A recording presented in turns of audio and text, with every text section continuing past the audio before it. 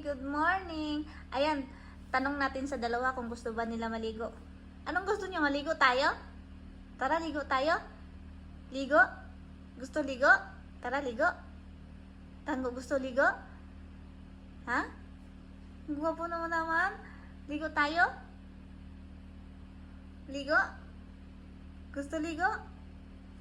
Tara, ligo tayo. Anong gusto? Food? Gusto food? Anong gusto? Pagkain? Kakain ka na naman? Kakakain mo lang kanina, Danggo? Ikaw muna ka. Anong gusto mo? Shower? Tara. Shower? Gusto niyo ng shower? Take a bath. Nagre-reklamo, hindi umiiyak. Si Danggo iyakin yun. Dito iyakin eh. Lagi itong kasama sa amin. Si Danggo, laging umiiyak. Tingnan mo, tumutulo yung laway. Tawagan natin si Papa. Ayan, kawawa naman, tumutulo ang laway. Ayan ka, Corky. Hindi naman ganong mainit, pero sobrang nainitan siya. Tumutulo ang laway.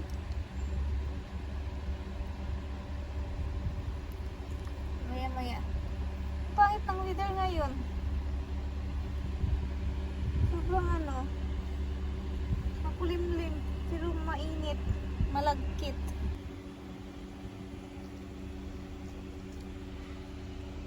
May sitang lablab mo Danggo. Mainit, Mina?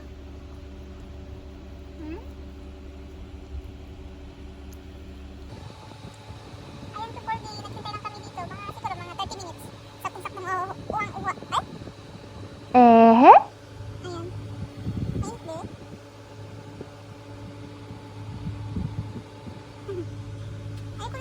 Ayaw ko rin namang iwan sila dito. Mamaya, ma-heat stroke pa sila, no? Nandito din ako. Hindi ako sumama. Pag winter, pwede namin sila iwan dito sa loob. Binubuksan namin konti yung Ang summer, kailangan may maiwan sa loob ng sasakyan eh. Mainitin na tong dalawa eh. Parang hindi sanay sa Pilipinas. Simula pa din, hindi na rin naliligo pag malamig yung water. Dati, laging gusto pa naliligo doon sa tubig eh. Doon sa Pilipinas. Ay, hindi na.